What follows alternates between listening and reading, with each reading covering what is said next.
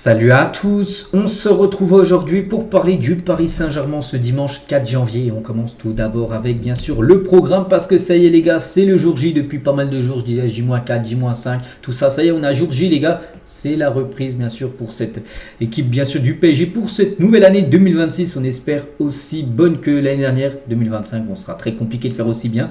Mais pourquoi pas? Bon, ça passe tout d'abord par ce match aujourd'hui. Le derby ce soir, 21h face au Paris FC. À noter que les deux stades sont distancés de 40 mètres, les gars. Je crois que c'est les deux stades les plus proches du monde. C'est fou. Donc c'est ce soir, bien sûr. Ça sera au Parc des Princes, ce match. N'oubliez pas qu'il y aura de nouveau un match contre le Paris FC. Donc ça sera la semaine prochaine en Coupe de France et de nouveau au Parc des Princes. Donc voilà. Et concernant le match là contre l'OM, c'est dans quelques jours. Voilà, c'est pour ça que c'est un gros mois de janvier. Et ça passe déjà par une victoire, bien sûr, contre l'équipe parisienne du Paris FC. Et vu que là, ça fait quand même plus de 2 ou voire 3 semaines qu'il y a peu eu de match, un petit rappel, les gars, des dernières performances, parce qu'on n'en a pas oublié les derniers résultats du PSG. Donc les 5 derniers matchs, et ben c'est 4 victoires, un match nul. Donc le nul avait été contre Bilbao, on se souvient 0-0, mais c'est une victoire 5-0 contre Rennes. Une victoire 3-2 difficile contre Metz, on se souvient. La victoire contre Flamengo en coupe intercontinentale au tir au but, magnifique. Et le dernier match avait été le match de Coupe de France 4-0 contre Fontenay avec un 11, bien sûr très remanié. Et l'équipe du Paris FC qui est une équipe promue cette saison, très content qu'il y a le derby parisien cette saison, mais c'est une équipe en difficulté sur la fin d'année 2025.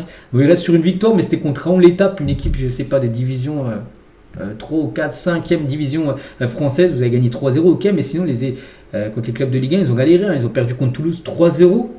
Ils avaient fait nul contre Le Havre, ils ont fait nul contre l'AG Auxerre, ils ont perdu contre Lille.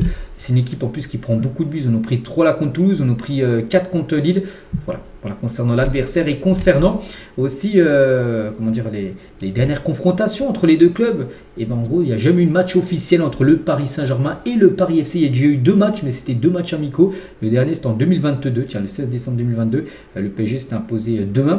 Et sinon en 2017, Paris avait fait nul 1 partout contre le Paris FC, mais c'est des matchs amicaux.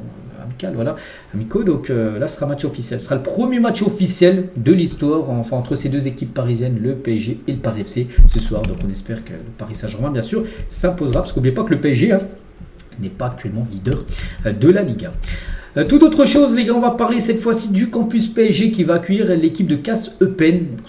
Pourquoi Paris va accueillir, le campus va accueillir cette équipe. N'oubliez pas que cette équipe a été rachetée par QSI. QSI, donc c'est les propriétaires du Paris Saint-Germain. Donc ils ont acheté depuis plus de 15 ans le PSG. Ils ont acheté, je crois, en 2022, je pense que c'est marqué à peu près, il y a 2-3 ans, l'équipe de Braga au Portugal. Et là, il y a quelques semaines, ils ont acheté l'équipe de Eupen, une équipe de 2e division belge. Donc nouveau club récemment détenu par QSI. Donc la formation belge va profiter des installations du PSG du 2. Donc là, c'était déjà avant-hier, jusqu'au 10 janvier afin de préparer sa 2e partie de saison. Voilà, concernant cette équipe, ils pourront profiter des installations de musculation et aussi des terrains. Voilà, parce que l'équipe du Paris Saint-Germain, n'oubliez pas qu'après le match ce soir, direction le Koweït pour aller jouer bien sûr le trophée des champions contre l'OM. Donc du coup, c'est pour ça que cette équipe belge pourra venir et utiliser bien sûr ces magnifiques installations. Ça va leur changer. Je ne connais pas leur camp d'entraînement, mais de passer de leur camp d'entraînement d'une 2e division belge au campus PSG où c'est tout neuf, il a été inauguré là, il y a quelques temps.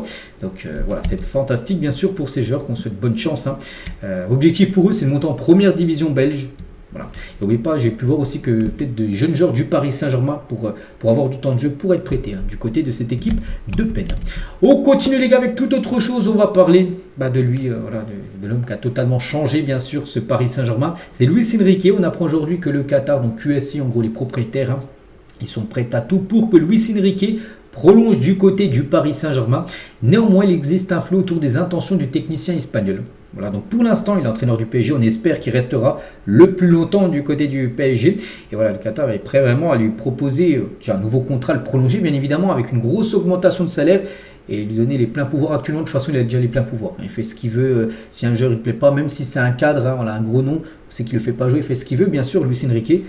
Voilà. Après, il peut faire ce qu'il veut au vu de ce qu'il a pu faire et les trophées remportés l'année dernière, bien sûr. Mais voilà, en gros, on apprend d'après le journal parisien, il y aura un flou autour des intentions des techniciens espagnols. Ça se peut qu'il va peut-être encore rester 2-3 ans, mais Paris aimerait le garder. Voilà, l'image peut-être d'un Pep Guardiola qui est resté au moins, 7-8 ans du côté de City, ou même, je crois plus. Donc voilà, Paris aimerait vraiment le garder, vraiment sur la durée. Après, est-ce que le coach espagnol a envie de rester encore 7-8 ans au Paris Saint-Germain, ça c'est pas sûr. Mais voilà, en tout cas Paris est très satisfait bien sûr de son coach. On continue avec Dayot Upamecano et Fabrizio Romano le confirment que le PSG suit bien sûr Upamecano. Bon, ça c'est pas une surprise. Il pourrait être une option pour une arrivée libre à l'été 2026 à la seule condition bien sûr qu'il ne prolonge pas, parce que s'il prolonge les gars ça sera plus possible. Après Paris peut toujours se l'offrir, mais là il va falloir débourser une grosse somme d'argent, ce que Paris ne veut pas faire. Donc voilà, ça sera soit il prolonge pas, il vient au PSG, il n'y a pas de souci. S'il prolonge, on peut dire que le dossier sera clos concernant Upamecano. Luis Campos, tiens, il a parlé des jeunes talents portugais de la Coupe du Monde U17 qui avait été jouée là il y a quelques temps. Il a dit: j'en ai beaucoup sur ma liste, parce que lui c'est le directeur sportif bien sûr, c'est celui qui gère les recrutements, tout ça. Puis on sait que Paris maintenant aime bien recruter des pépites. Puis pourquoi pas des pépites portugaises, parce qu'il a supervisé pas mal de joueurs. Il a dit: j'en ai beaucoup sur ma liste des pépites portugaises. J'aimerais en avoir déjà, mais je ne peux pas dire qui. Il a déjà des noms bien sûr, mais voilà, il garde ça pour lui. J'étais ravi, je les connaissais déjà. Notre système les avait déjà détectés. Les recruteurs du PSG partout dans le monde avaient déjà repéré certains joueurs portugais qui sont des sacrés cracks. J'ai eu l'occasion de les voir en direct. Le Portugal produit et produira dans le futur des joueurs de grande qualité. Voilà, on sait qu'il y a une histoire d'amour entre les joueurs portugais et le Paris Saint-Germain, et ça devrait continuer, parce que voilà, Campos est sur pas mal de pépites. Concernant un Portugais actuellement, bon voilà, lui maintenant c'est un joueur totalement confirmé, c'est Vitinha. Tiens, Vitinha au journal Marca, sur le journal espagnol, il était interviewé, il a dit: nous devons tout faire pour gagner à nouveau avec le PSG, nous devons continuer à progresser et à nous améliorer chaque jour. Mes coéquipiers se sentent aussi capables de rééditer une saison aussi inoubliable la saison l'année dernière bien sûr. Donc nous savons que ça sera extrêmement difficile, mais si nous poursuivons sur la même voie et que nous n'oublions pas les clés de notre succès, nous tenterons de la reproduire la saison dernière. Bien sûr, de nombreux facteurs et détails entreront en jeu. Cette année, nous avons fait preuve d'une éthique de travail remarquable et c'est tout à notre honneur. Mais je suis certain que la chance a aussi joué un rôle dans les moments bien sûr décisifs, et nous en aurons besoin cette année encore. Pour avoir de la chance, il faut travailler, et au PSG, nous allons travailler dur pour y parvenir. C'est que la chance aussi une part dans le football. Regardez par exemple, je sais pas, la séance de tir au but, les gars, par exemple, contre Liverpool a été un moment décisif saison dernière. Imagine, tu perds cette séance de tir au but. À Paris, les gars, il n'y a pas de Ligue des Champions, il n'y a pas de Coupe intercontinentale, il n'y a pas de Super Coupe d'Europe. Ça aurait été une saison, on va dire, moyenne, avec la Ligue 1, Coupe de France remportée.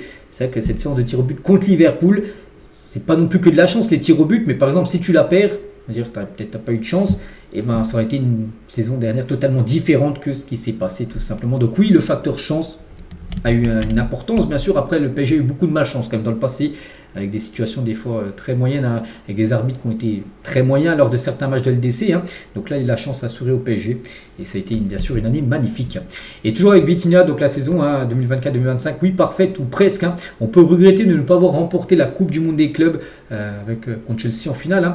Mais la vérité est que nous étions une fois de plus présents au moment décisif. Après un tournoi exceptionnel, nous avons échoué de peu à la victoire. 2025 a été une année parfaite ou presque, et je suis très heureux d'avoir réalisé une si belle année avec toute l'équipe. Maintenant, il faut continuer sur cette lancée, viser encore plus haut, et si possible faire mieux que ces 6 titres. Faire mieux, c'est 7 titres. Après 7 titres, c'est tout raflé. Après, il n'y aura pas de Coupe du Monde des clubs.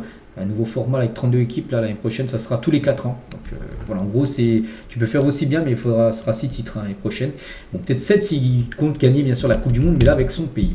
Gagner la Ligue des Champions est le rêve de tout joueur, et l'avoir fait à Paris où elle était si attendue, et l'offrir aux supporters, c'était magnifique, un souvenir que je chérirai toute ma vie. C'était bien sûr incroyable. Donc la Ligue des Champions était le plus important. Il est vrai que remporter un titre comme la Ligue des Nations avec l'équipe nationale portugaise est également très important, et revêt une signification et un symbolisme bien sûr différent. Et pour finir, tiens, avec Vitinha, quelles sont les raisons de la réussite bien sûr du PSG? Donc il a dit l'équipe, c'est pas lui ou certains joueurs, non, c'est le collectif, c'est l'équipe, c'est ce que a mis en place en gros Enrique. Nous privilégions l'équipe, et lorsque c'est le cas, la reconnaissance individuelle suit, mais l'équipe passe avant tout, comme je l'ai dit lors de mon discours de remerciement pour le trophée Globe Soccer Award, là où il a remporté le prix du meilleur milieu. Je me concentre et je me prépare pour cela, je joue pour l'équipe et je le fais toujours, et ce que je pense être le mieux pour mon équipe afin de gagner des matchs et des titres, et ensuite ces récompenses viennent naturellement. Voilà, on finit aujourd'hui avec ce magnifique joueur bien sûr qui est Vitinha. Donc voilà ce qu'il y avait à dire aujourd'hui, j'espère que ça vous a plu. On se retrouve demain les gars, donc demain lundi, et demain débrief bien sûr du match de ce soir. Allez, moi je vous laisse, je vous souhaite une très bonne journée, bon match à vous et à demain.